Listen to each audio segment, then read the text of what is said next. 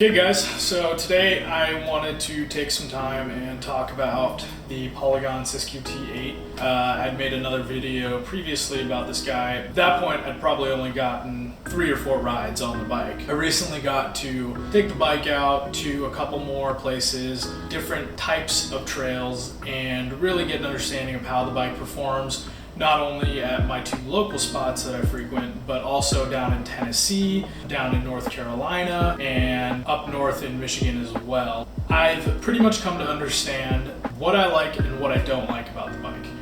I wanted to go through, and first I wanted to tell you what I don't like about this bike. It's $2,300, so there's of course a few places where they're cutting corners to make it more affordable.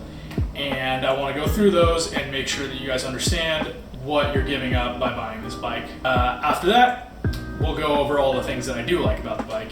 And right now, let me tell you what I like about the bike. That list is a lot longer than what I don't like about the bike. So without any further ado, let's get into what I don't like about the Polygon Siskiu T8. Starting off with what I think is the most substantial thing that stood out to me about the bike in a negative way, it was the rear suspension. When I first received the bike, I still had that 0.4 spacer in the rear shock that comes stock with the bike, and I found that I was constantly bottoming out. I increased air pressure. I was running it at, I think, maybe like 20% sag. Still bottoming out.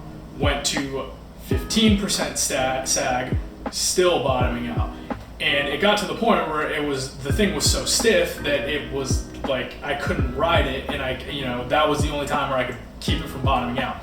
So what I did was go out and buy the volume spacer kit for the shock from Fox, and I switched out the 0.4 to 0.6, hoping that would take care of it. Unfortunately, I was still running pretty high pressures to keep myself from bottoming out, so I ended up moving up to a 0.8. Now, at this point, I am very happy with how it feels. I'm running at about 27% sag, and it still feels supple off the beginning of the stroke, but then when I take it off, bigger drops, bigger jumps, I case things, I overshoot things, I'm no longer getting that hard bottom out. My next complaint with the bike is the brake levers.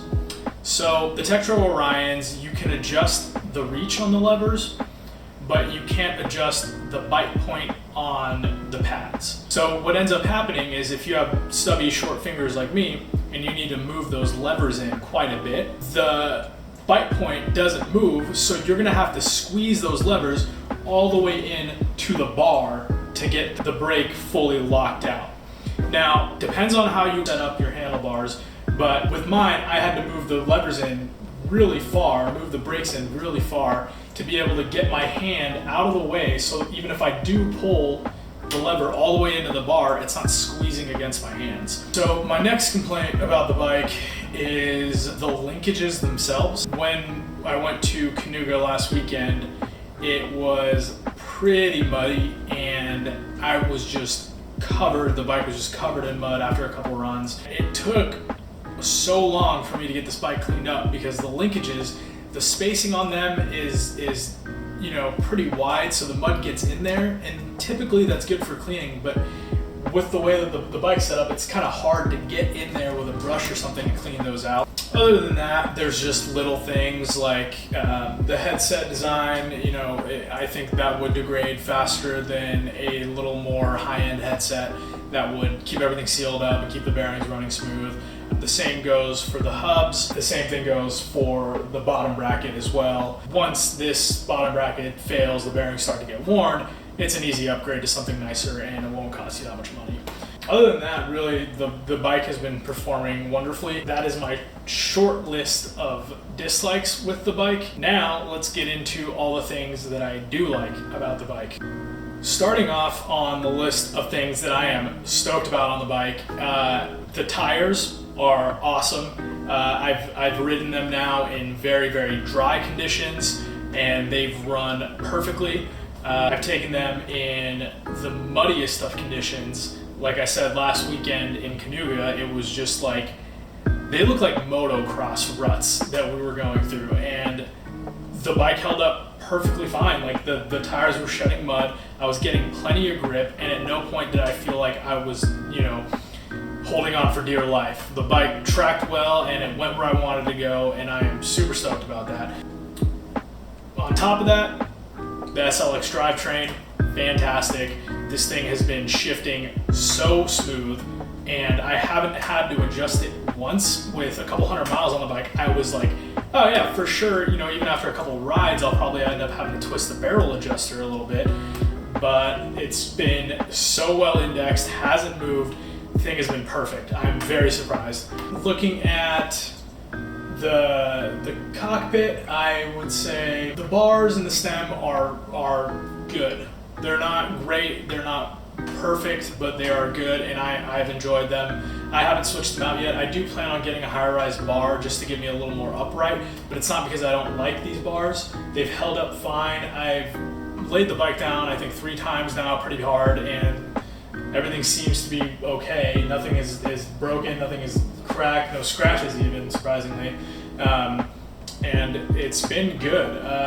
It's nice to see, you know, you can stick with what Polygon provides you and really just get the bike going at that $2,300 price point without, you know, needing to upgrade little things here and there to make the bike be great.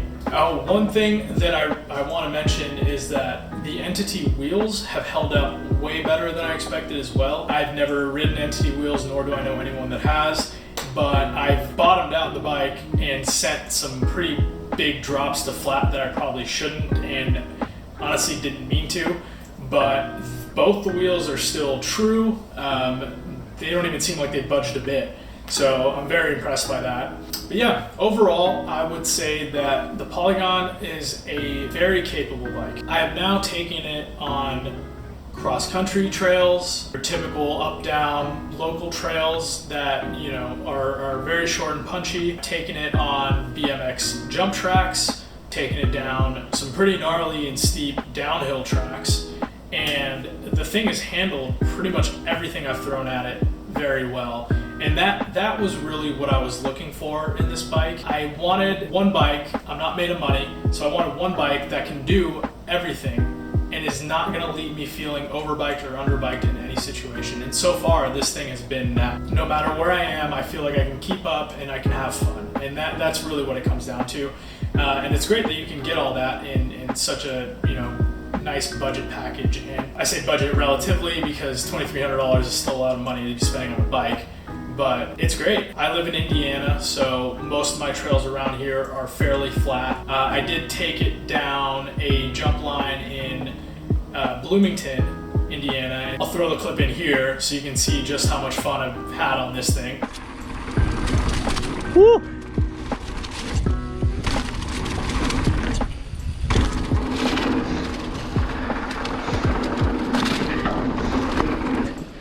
Oh yeah.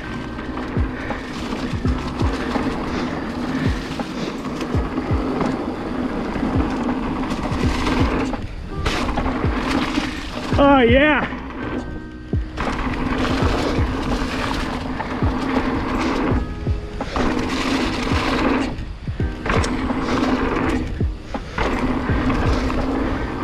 Oh yeah. And it handled that perfectly. It handles my local XC trails perfectly. Yeah, I'm still just waiting on the day where I show up to a trail and I'm worried about the bike I'm riding. For, you know, beginner intermediate rider to like a little bit over intermediate, like this bike is gonna be perfect. It's gonna have everything you want and it's gonna handle anything you throw at it.